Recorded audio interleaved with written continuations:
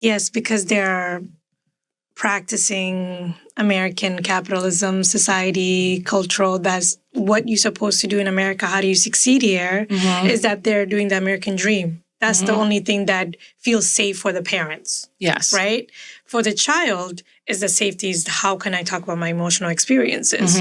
There, like I said earlier, there's a gap, there's a bridge that needs to be built. But then that bridge is not built because of the misunderstanding of the two people. I sometimes identified as that there's two different cultures that's happening. There's a child's culture and there's a parent's culture. And the parent assumed that my child should continue to just specifically follow my culture to the T, right?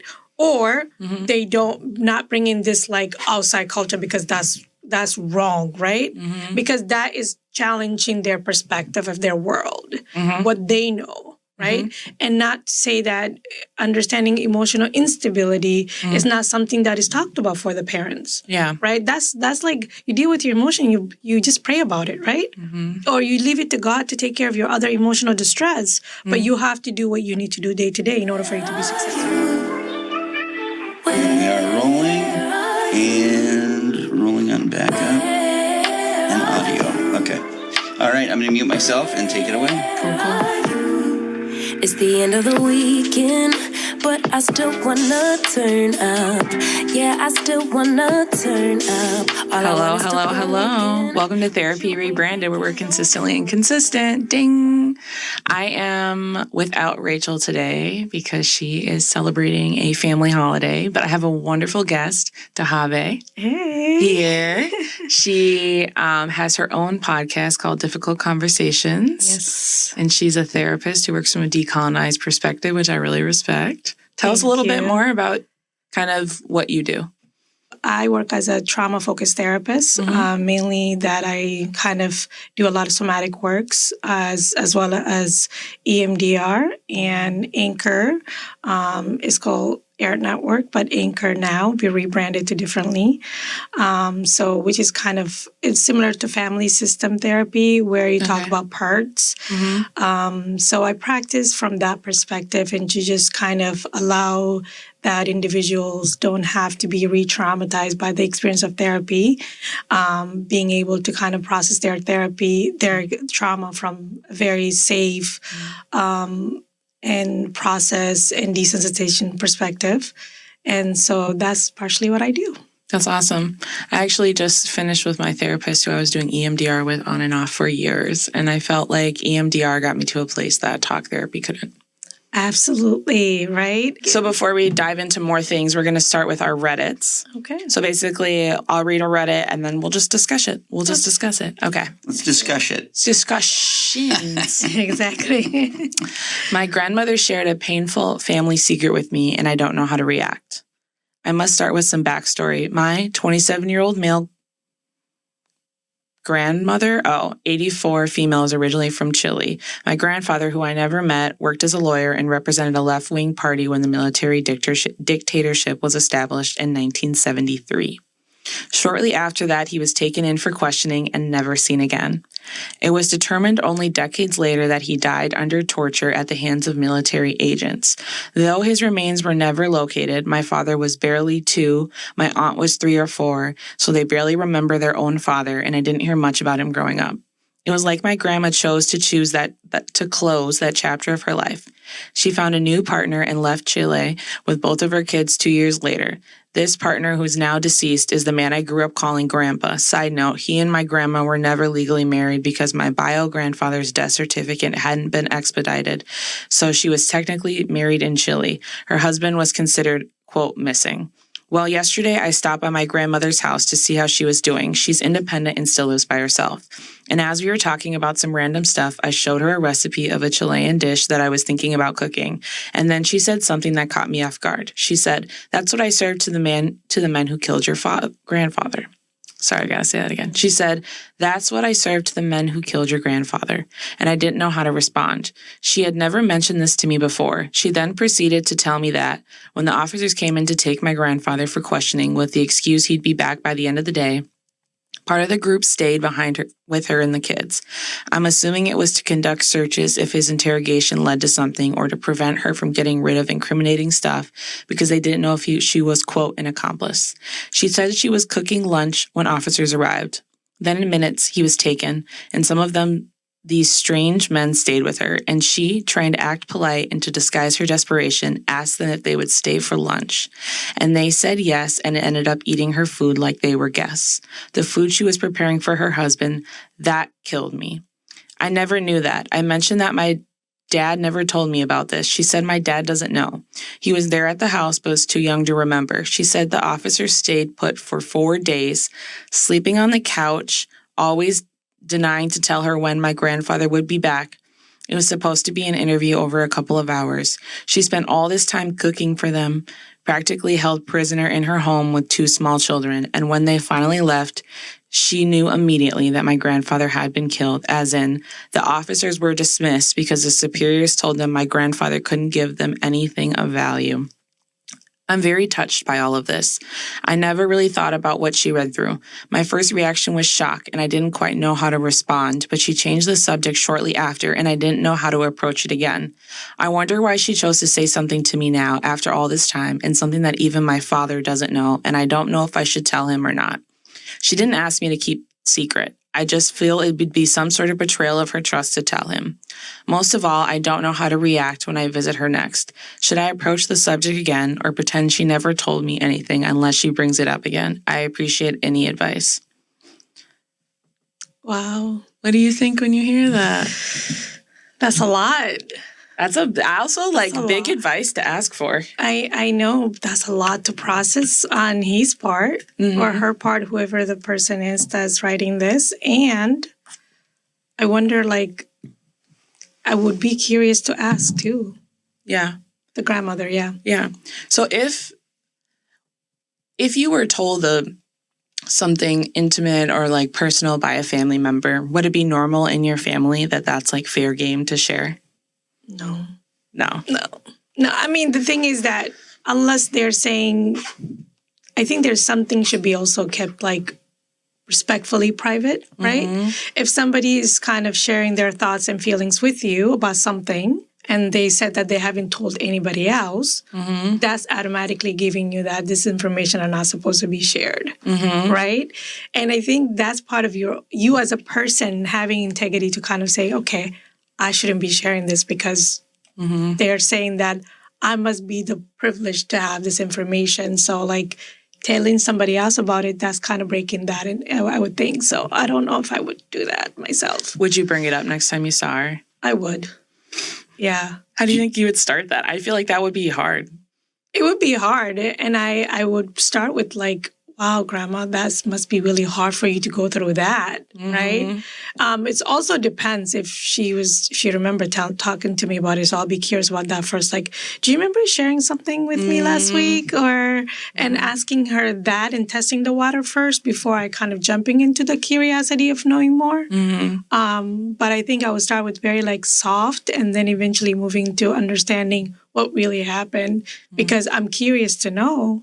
And if this is important for her to share with me, it means that she must be holding on to this for a long time as well, right? I would think about that as well. What would you do? I don't think I would tell, but I'm lying. I would tell my dad. I'm lying. I would tell my dad. Okay. So I would want to keep it a secret. I would want to respect that.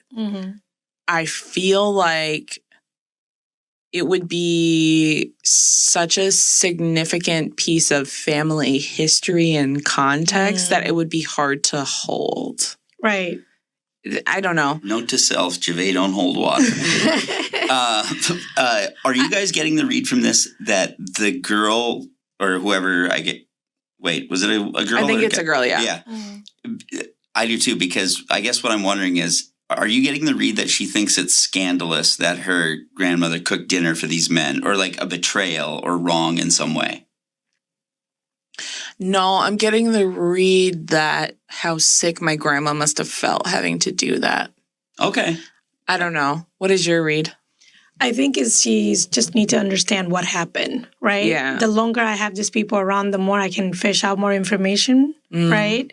And I think doing and knowing that at the same time that her husband is not going to return, or like there is suspicious that she had. Imagine being in that state of mind, though. Just being able to like pretend to just kind of mimic being able to mask what's happening so you can just be safe to know the information that you need. I wonder what that even feels like too. I think when you said that I would tell my dad right away, my first thought was like, oh, that must be really a difficult conversation to have with your dad. And I'm like, how would my dad feel about that information when I do tell him that? Okay, well, I don't have a dad, so I'm going to start right there and say that was abstract. So it was just my internal thought. I agree with Dahabe. I'd be like, I'd never tell my dad because I wouldn't want the difficult conversation. It's my mom. I would tell my mom in a heartbeat, and that's what I thought of. If my grandma was like, yo, I would call my mom and be like, has grandma ever told you this? Because, like, she told me this, and, like, it wouldn't even be in a gossip way. And it'd be like, can you imagine going through that? It'd be like needing to process it with someone that I actually didn't feel like it was a betrayal to tell. Okay. Do you know what I mean? Yes. Like, because I'm really close with my mom. Absolutely. So it would be like the only other person who loves my grandma as much as her, I'm going to call her and be like, yo, like... Because that feels like a family secret. Yes. Right? So, like, that's kind of where I'm at with that. Like, I get that now. That's kind of where I would come from. You know, I have this experience growing up, and I think it was because I was, like, the first child and the only child for a really long time, and the first child, like, first niece, first grandkid, first whatever, in our family system. Adults would just always randomly tell me things. Oh, wow. Like, I felt like that was happening, like, a lot. Like, I'd be, like, on a car drive or something, and I'd hear some, like, really deep family history story, and I'd just be like... What did that feel like for you growing up? Like, being able to It felt important. Okay. And then you realize as you become an adult that you weren't ready to handle the nuance and complexity of that information. And they just needed somebody... But I wonder what it felt like for them to feel safe with you to share that. And they don't do that with every kids. But they did it with you. I think it was because they were young enough to not see the harm and only see the connection. Okay. Because my mom was like 17 when she had me. Okay. Yeah, and like, you know, I think like there's this sense of like, you're the most important person in the world to me, and I want you to know me, and I want to know you in a really intimate way with kids and parents that I think is something that comes from, it's kind of special in a way when there's like a lack of boundaries because you get to see your parent as a full human. But I also feel like then you feel responsible for them in a way that you wouldn't if you didn't see them like that. There's something beneficial about this kind of removedness of I get to just see you as this figure who's like all knowing and has it together.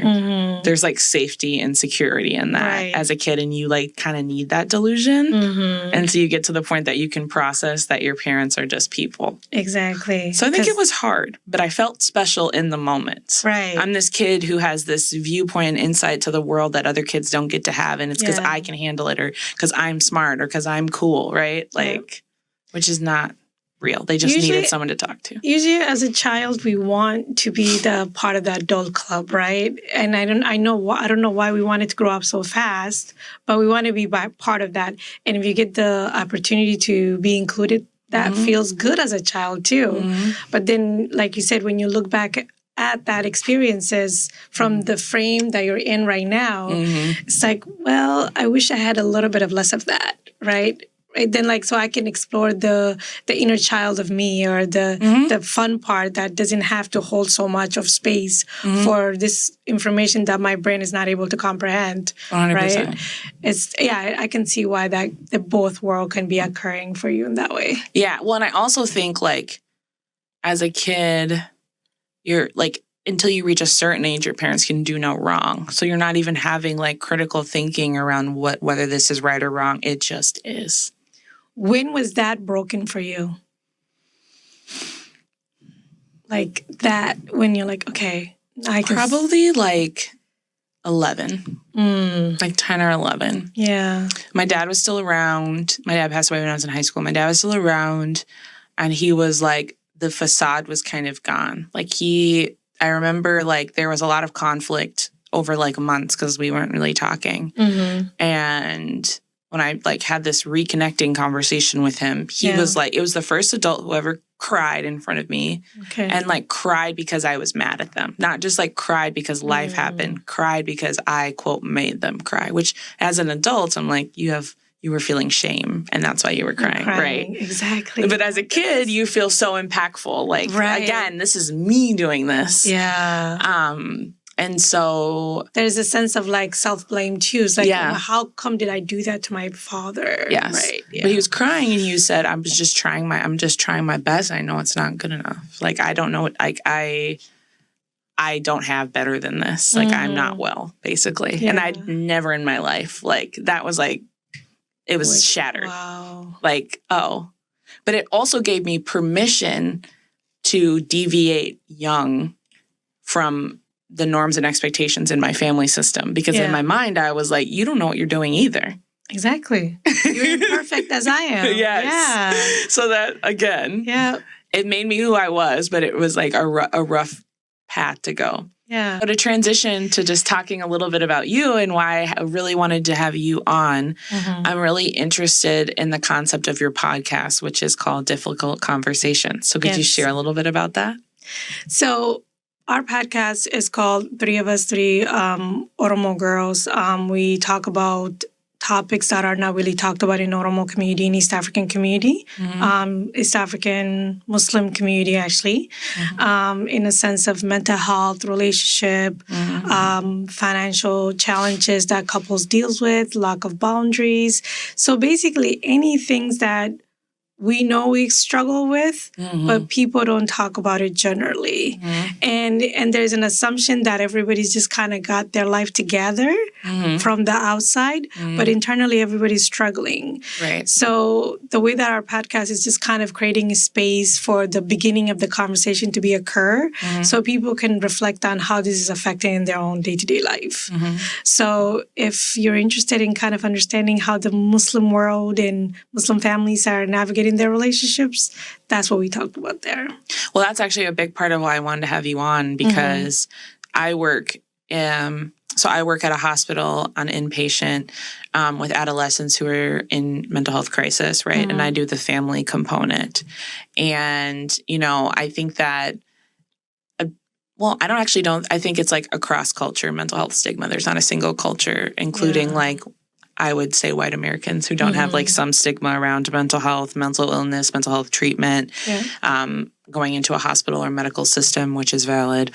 And so kind of like as somebody who's a therapist, but often who's a therapist, who's also a part of that community, who's open to having hard conversations, I thought, you know, we could talk a little bit about where you think, I guess, the mental health system is failing your community and some of the ways in which we could be showing up differently, or you show up differently to support your community, because you get to have this really wonderful knowledge and be a therapist. So I'm sure you utilize both.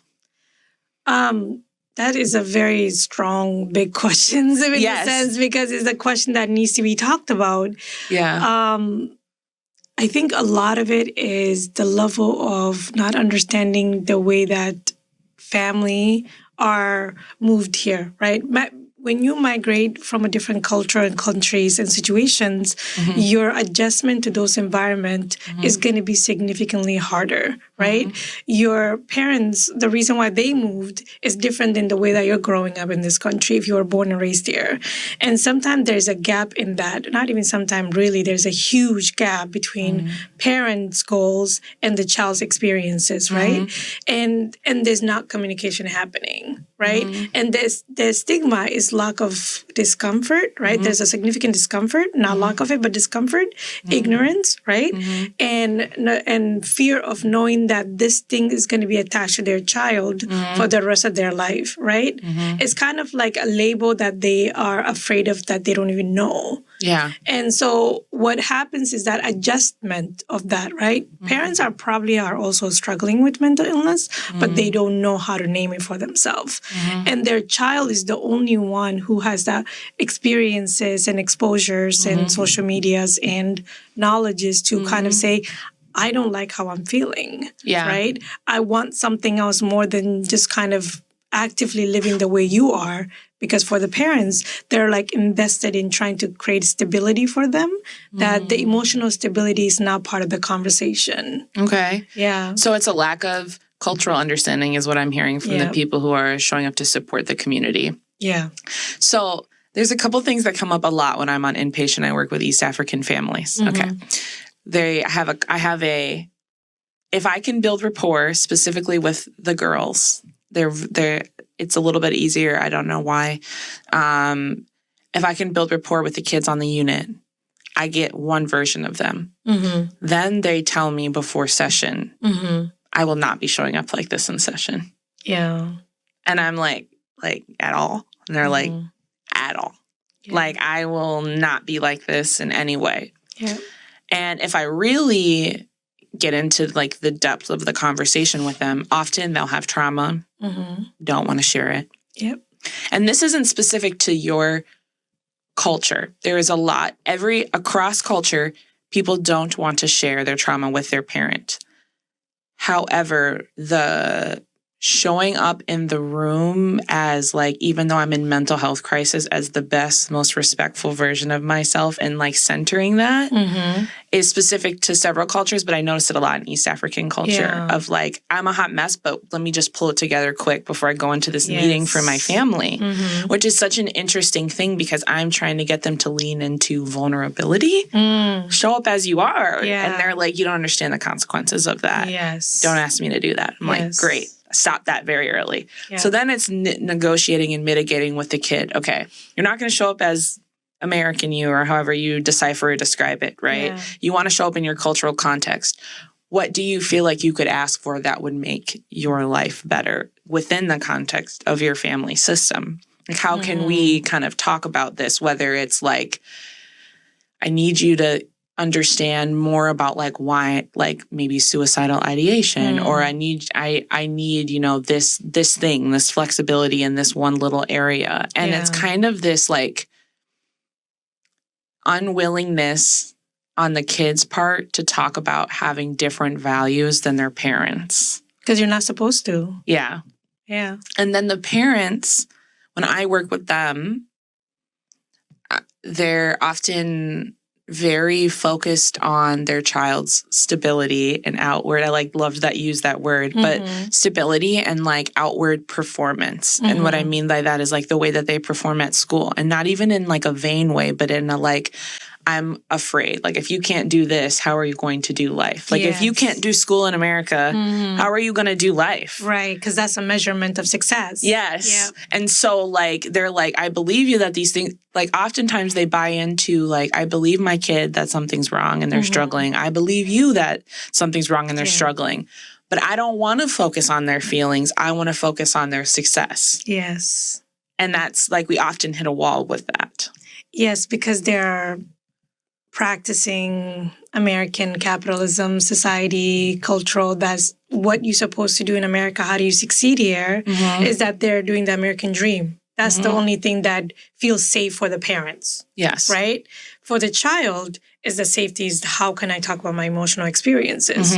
There, like I said earlier, there's a gap, there's a bridge that needs to be built. But then that bridge is not built because of the misunderstanding of the two people. I sometimes identified as that there's two different cultures that's happening. There's a child's culture and there's a parent's culture. And the parent assumed that my child should continue to just specifically follow my culture to the T, right? Or they don't not bring in this like outside culture because that's wrong, right? Because that is challenging their perspective of their world, what they know. right? And not say that understanding emotional instability is not something that is talked about for the parents. Yeah. Right? That's like you deal with your emotion, you just pray about it, right? Or you leave it to God to take care of your other emotional distress, but you have to do what you need to do day to day in order for you to be successful. And even though you're asking your client or your patient to show up as they are in front of their parents, that's not safe. Well, and that's what I learned very quickly. Right? And that was kind of just their unwillingness to do it let me know, like, intuitively that it's not safe because patients know what's best for them, right? Yeah. So as I'm suggesting it and they're shutting down, now I'm backing off immediately, right? Because I know that they know what's best. Because what I don't want to do is to force you or for you to feel pressure to expose something in a therapy session that you're going to then go home and have consequences for. Yes. You know what I mean? I never want that. Absolutely. Ever, right? And we're not doing this long-term work, so I don't even get to check in with you and support you along the way. So I don't want to set you up for failure. Right.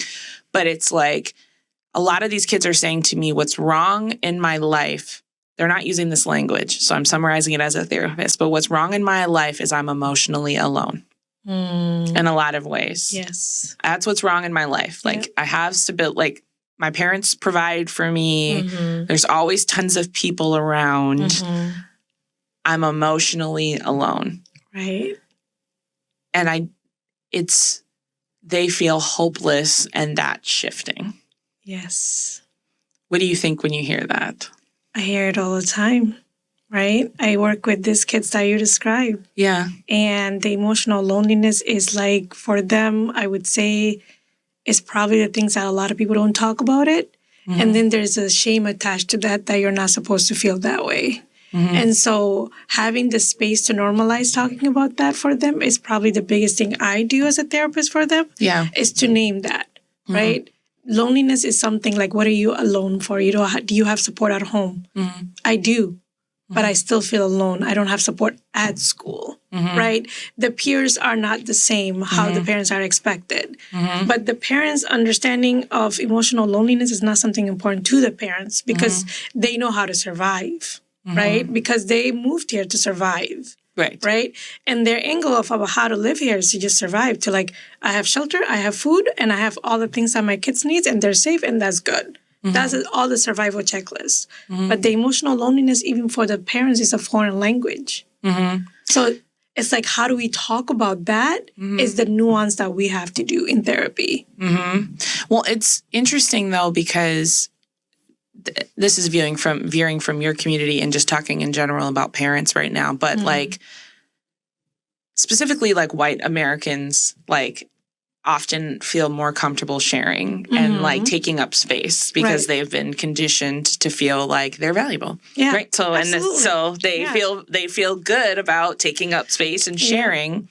And what they'll often say to me when they have kids who are emotionally lonely, and I'm able to convey that in a way, they'll say to me like, well, tough shit, so was I. And like, this is what you have to work and learn through to be a successful person. Yeah. Like, they can't give in to this wanton desire for connection. Like, somehow that will create fragility and their kid will fail. Right. And I'm like, it's so counter to, I think, generationally what we're striving for. Exactly. But the generations above us were not striving for that. No. But it's so counter. It is. And the clients that I work with and the clients that with the East African community, and mind you, a lot of them came from a collective society, right? Yep. Being in a collective within community, and you're within your cousins, your second cousin, third cousin, like, you all live in the same neighborhood areas. And there's no time of like single individual isolation. Right? You're so busy to interacting to everybody else within your cousins and your aunt and uncle's houses. Like, you keep moving around. There's no space for that. But then you come here out of that society and you move your family here into this culture and trying to get adjusted to this culture and try to operate just the same way you're describing the white culture, because there's expectation is that, right? Yep. So you have to perform from that point of view, and you are having the same expectation for your child, still perform as that, something that already established for a specific group of people, and expecting your child to perform the same way. And that gap is not something that parents in East African community or Muslim community be able to make connection to that. Because to them, it's a foreign, like I said, being lonely is like, what does that mean? Like, I don't understand that. Because what are you lonely about? You have your sister, you have your cousins, and you have all these people. Why I've heard this word for word, by the way. Right? Literally word for word. Exactly. Because the need of deep diving connections is not something that is discussed, right?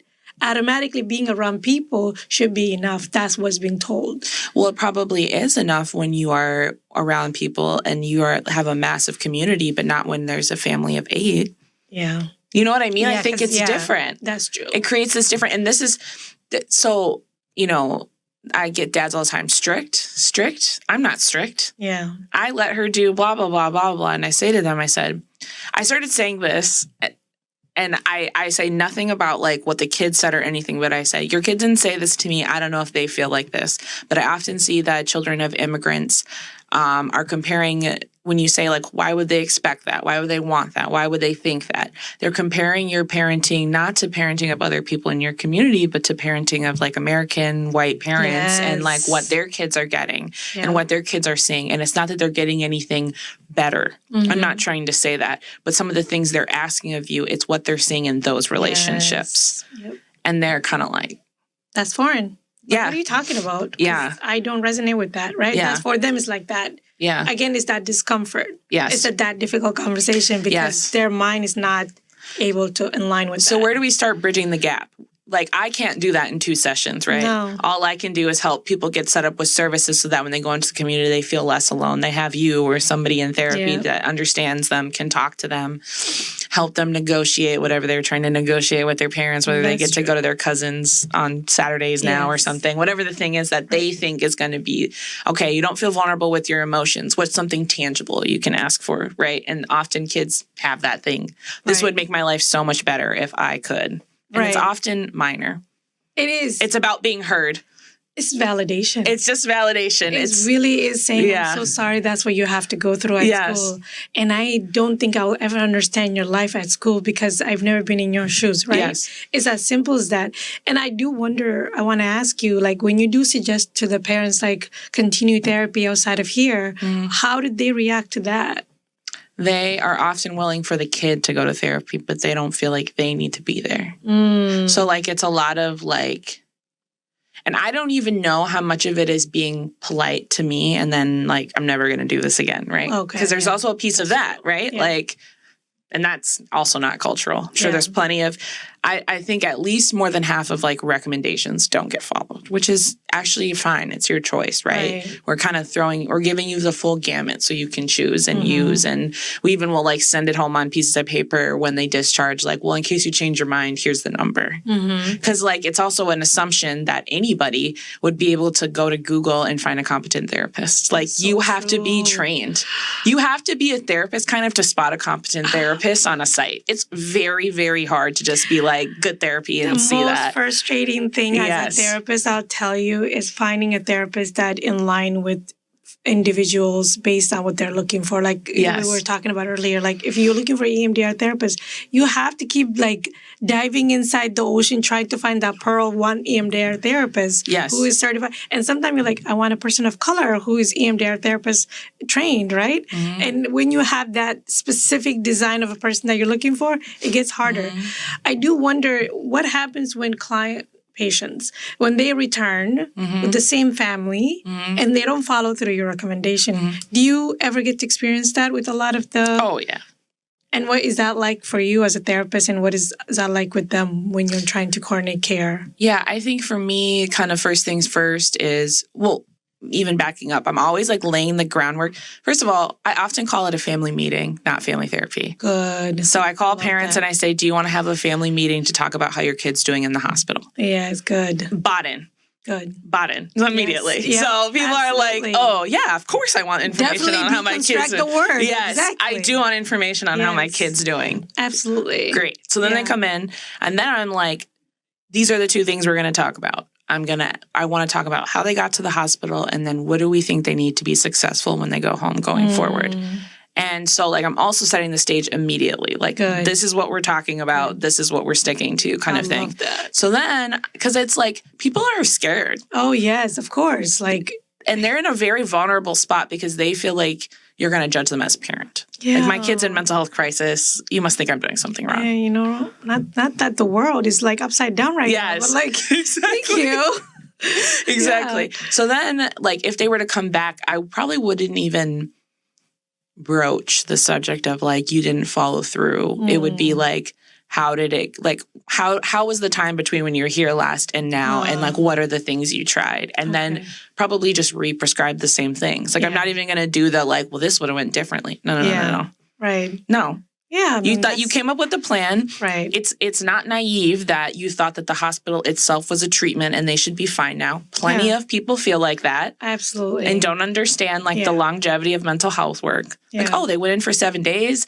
Especially if you don't really talk about mental health and you think about more of it like just a hospital stay or a physical health thing. It's like, oh, they went to the doctor. They stayed there for 7 days. They're fine. It's like the most invisible thing that they have to, like, explain to themselves. It's hard to understand too. Yes. Yeah, and I do see it. And in a sense, I think for the concept of loneliness, that how you approach that, which is great that you're kind of like, you don't go from a shame approach instead of people-centered approach. You're like, let me take care of them. Yeah. It's not about what happened. Yeah. It's about what's happening now, right? Mm-hmm. And so I love that that's the direction that you normally go to, and kind of being in tune that. I'm sure there must be also, like, fear for the parents and the children, right? There's so much fear of, like, safety and protections, and not even, like, we're talking about loneliness, and those are the things that are in the background. Yes. But the front line is, like, not only that I'm doing bad as a parent, and also the fear of unknown of, like, being here, right? How do I understand it, and how do I explain to my community when I leave here? Why were we there for 7 days? Like, imagine navigating all of that at the same time. We talk about that too. I ask kids, what are you going to say? Because I go through the gamut of, like, you can be honest, and also here's, like, the ways you can share in, like, honesty without oversharing. That's true. Like, because I think kids are like, I either have to go and, like, lie or I have to spill my guts. And it's like, you can also black and white. Yes, right? You can also say, like, yeah, I was having a really hard time, and so I just, like, needed a week off school. Like, you can also, like, all the things. Absolutely. So I think that's a big piece of it. Kind of back to, like, bridging the gap, because I see this often with pretty much most immigrant families that I work with, of, like, the parent who has come here, like you said, has a viewpoint of how to navigate America in the most stable, safe way. And then the kid is, like, totally different, and, like, I'm being raised in individualism, and, like, I love, like, the collectiveness of our family, but, like, I have, like, individual goals and dreams for myself, and I want self-expression, like, in a real way, and I want it now. I don't want to wait till I get out of the house. Right. How do we even start to bridge that gap? What are the conversations that we're having at the very, very beginning? I would be curious about what the family goal is. Yeah. What is number one thing that you really want for your kids, right? And a lot of them would say that I want my kid to be healthy and safe, for sure, right? Beyond that, what else do you want for your kid? And kind of pushing a little bit further to find a balanced state for both, right? And I think people would think that, because especially from traumatic point of view, when we experience significant trauma, we only view the world from black and white perspective. 100%. Right? It's like all or nothing, or black and white, and that's all we can do. And I think it's challenging the black and white frame and coming in the middle. Okay, my child needs this, and I want this. How can we do a little bit of this and a little bit of that in order for them to have the safety that they need in order for them to flourish? And certain things are not about disagreeing. I think when children have a different opinion or different way of life and different goals, parents see it as a sense of rejection and disrespect, right? Because if, like, you're not doing what I want you to do, now you're disrespecting me, right? And not understanding the separation, the two. Like, if my child wants this, what is this thing that they want? Yes. How can I be curious about that? Yes. And get to know that thing and have a conversation about it with them. I also think it's trusting that their kids, like what's happening with their kids is coming from inside their kids. Because I often hear parents say like, no, those are just outside influences creating those desires. Yeah, sometimes it is that too. But the desire is also about exploration. That's true. So the way they're exploring might be because of those influences, but there's like an innate desire as a child to be curious and explore. Yes. Like, and the idea of exploring things is not even open to the community, right? Yeah.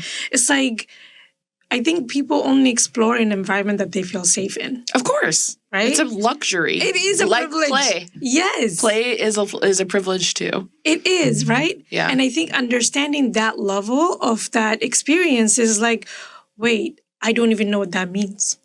Right? When you, as a therapist, telling them, like, allow your kids to have an area that they feel safe to explore, if they come and tell you, you know, that sounds like something that I have no idea, like how to do that. And if they did that, and that's the first conversation. Yes. Right? I'll be like so excited. That would be the best conversation. Right? It's like, oh, great, you are there. And, or another one that I really love when people say, I don't know. Yeah. I'm like, yes. You don't know. That's okay. Yes. That's the beginning. It is the beginning. There's actually another dynamic of my work that I wanted to bring in and get your perspective on, which is like often we're using interpreters. Yep. And then it adds an extra layer of this person is in the room. Yeah. Of like this feeling of like, it's me, like, let's say the interpreter does like a Romo or something. It's like me and a Romo interpreter, a mom, an uncle, a dad, the kid. And it's, I almost feel guilty that I don't, because I'm like, you guys are only speaking English for me. Yeah. Like in this weird way, this is like backwards, not therapeutic. Right. Because you're having to like clue in the outsider. Like you're like everyone in the room is in on something that I'm not in on. That's true. And at times when they're having heated dialogues, I'll go, it's fine. I'll be like, you can just talk in your native language. And I literally will sit there for 5 to 10 minutes while people are like going back and forth. Right. And then like ask at the end, like, okay, summary. Because I'm starting to realize like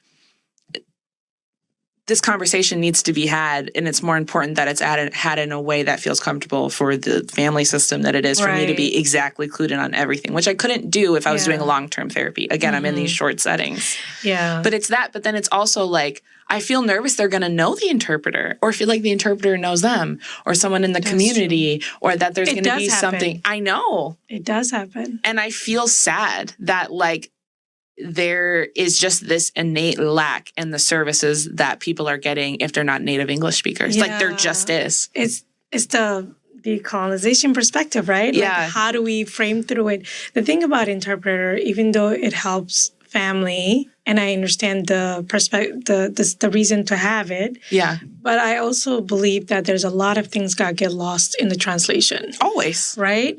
And it's specifically in therapy with some other languages, some mental health languages are not there. Like there's no way you can describe depression and anxiety, right? It's English concept. So it's like if somebody is for, especially in my language, it's like they have to create an actual sentence to describe what depression is, not a word to describe the experiences. So they have to like make a paragraph to explain what that is. And by the time they finish that thoughts and the parents are like asking more questions, clarifying what that meant, right?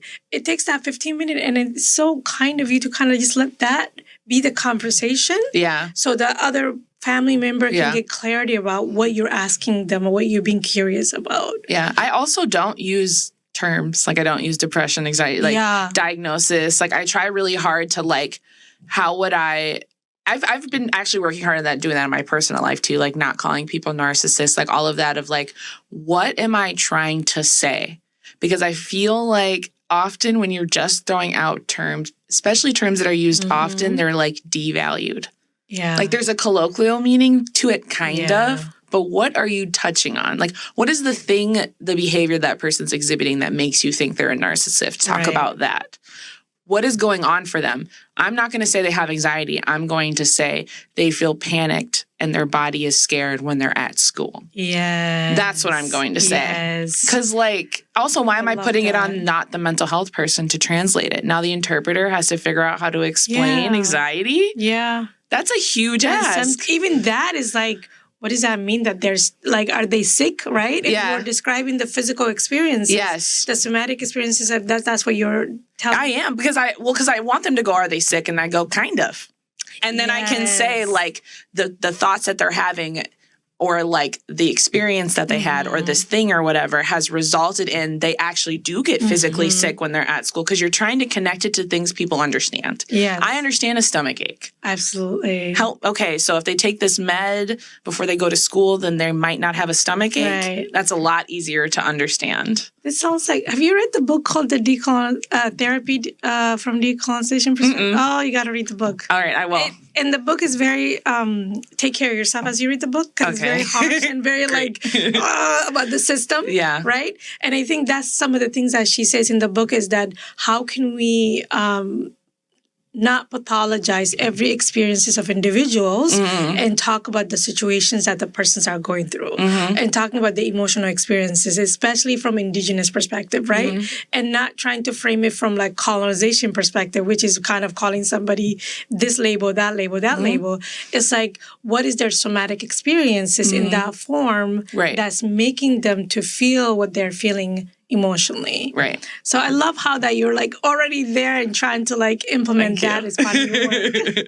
I'm trying. Yeah. I try to really think about how somebody who wasn't bought into me could experience this in a positive way. Because I think assuming when you go into session that somebody's going to be bought into you is pretty ridiculous, actually. Yeah. It's like actually really ridiculous. You have to earn trust. You do. And like, that's a privilege. It is. That is a privilege that somebody's able to feel safe enough with you. Yes. To allow themselves to be vulnerable. It's a significant privilege that we have, and I don't take that lightly. Right. And so that's why, too, like going back to the kids piece of like why I wouldn't push a kid to be honest, because like if they trust me, they might do something against their gut. That's true. And now we're in this situation where like they betrayed themselves because they felt like, oh, I bonded with this adult, so I owe them something. And now I'm going in there and it's unhealthy.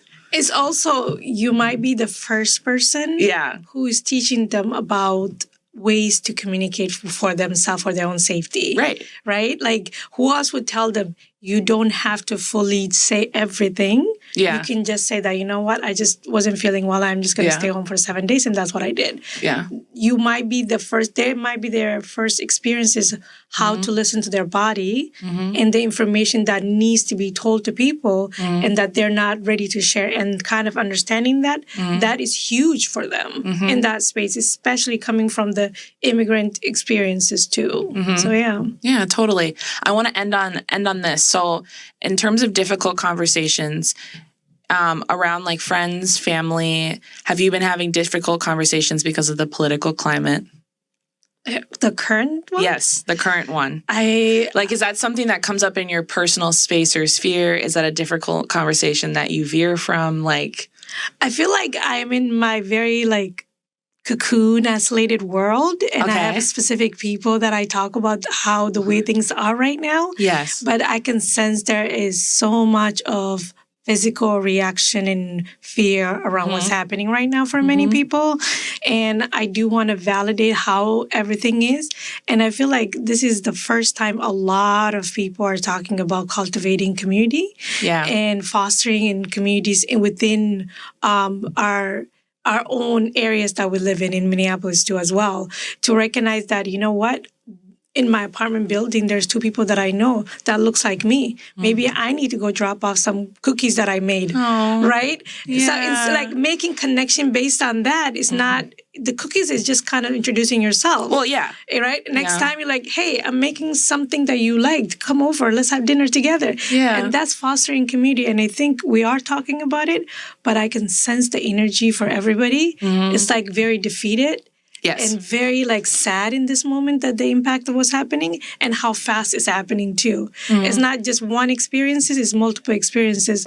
So within the difficult conversation, I do. And I think it's important to have it, and it's important to make name of it so you don't feel like it's an isolation experiences. Mm-hmm. Do you feel like there's any difficult topics you tend to veer away from? That's why I ask politics, because that's when people are like, eh. Oh, I love talking about politics. I do too. So are there other difficult topics that you feel like you tend to veer away from, or you're just wide open? I think it's not difficult conversation to have. Is how much do I know about this topic? Got it. Right? Okay. I won't be shying away from any topic. There are certain topics that I don't know much about, right? So recently I've learned when somebody said that if you are a type 1 diabetic person and you shame somebody who has type 2 diabetes, that's an act of ableism. And I heard that and I was like, oh my God, that is so true. And how many of us that unconsciously do that? Yeah. So it's like, for me, I'm not shying away from doing internal work of having internal ableism, right? But it's kind of learning. It's like, wait, how many things that I do that comes off very like negatively to somebody else. Right. Because you would think like somebody who has type 2 diabetes, based on what societal told you. Yeah, they gave it to themselves. Exactly. They're lazy and they're not working out. They're not eating healthy. They're making all these negative comments to making it their problem versus this is probably from their biological family member who had diabetes and now they have it too. So we're never able to kind of like zoom out of that. Yes. We like blame the person directly. And I'm like, when I've learned that, I'm like, oh, I feel like there's more things that I think I don't know. Yes. And that's what it is versus like, I don't feel uncomfortable learning. Yeah. I think I kind of like, I want to know more. Yeah. You're more of an observer. Yeah. That makes sense. That makes sense. What about you?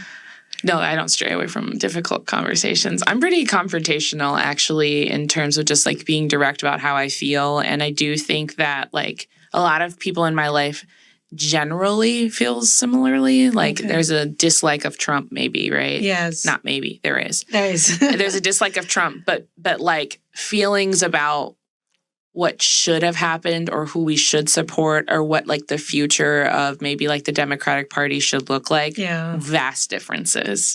With a lot of people? And who I talk to and speak to. And like even in my personal life, there's a lot of people who voted for Kamala. There were people who really didn't want to. There were, you know, like there are people who care about different issues. Yeah. I think like talking about going forward is definitely like one of those difficult conversations that I'm not straying from, but I find myself getting emotional about and angry over. I think somebody on TikTok, her name is Crutch Spice. That's her name, I think. Search her up. If you want to know who she does a great job about talking about politics and everything related to disability. Yeah. And one of the things that she said was that having empathy, sometimes we, the people who are having this conversation, we are the party that are making this person be elected the way we talk to each other. Right? I'm kind of paraphrasing what she said, so please don't quote me on it. Yeah. It's like we forget that there need to be some sort of empathy and sympathy and then compassion when we're having this conversation. Yeah. Because at the end of the day, these elective leaders are probably going to be there for a short period of time and make whatever they need to make and move on. But we continue to still live together. Yeah. We continue to still like interact with one another, right? And instead of like, wait, why is this point important to you, right? For me, like I would say genocide was like black and white, like no discussion for me. Like what's happening in Gaza right now is the biggest thing that I was like, something has to happen. Vote? The good question. Did I vote? I vote. Okay, right? You did vote. I vote. Voting is like, it doesn't have to be president-wise. I vote locally too, right? Okay. There's a different way of voting. You don't just sit out. You didn't vote for Kamala? You don't just sit out, right? I actually would love to, we could do a whole episode about Gaza. Really, we could. But because I have a vast array of feelings and experiences. But I'll say this. I think part of why this all felt so charged for me, besides the stakes, the stakes are number one, right? I don't see myself as somebody who is very, like, yes, I deal with things, but like I have a master's degree. Like I'm very like physically able to do things. I have enough financial stability. I'm better off than most people, right? Like just you understand off the your bat. Privilege, Off the bat, right? Yes, privilege. Like I already am like, right? So like I am knowing that like the things that are impacting me are going to impact other people tenfold, right? So I have a lot of feelings about that. But as an American and being a part of like the American colonizer war system around the world that like destabilizes other nations for profit and like goes into and then like props up all of these like colonizers all over the world and like pushes all this propaganda. Like there is such an anger and responsibility that I feel that so many Americans have that they're not willing to take. Like there's a cost to being an American, and it's like international lives. And I feel like people don't want to talk about it. People don't want to feel it. People don't want to own it.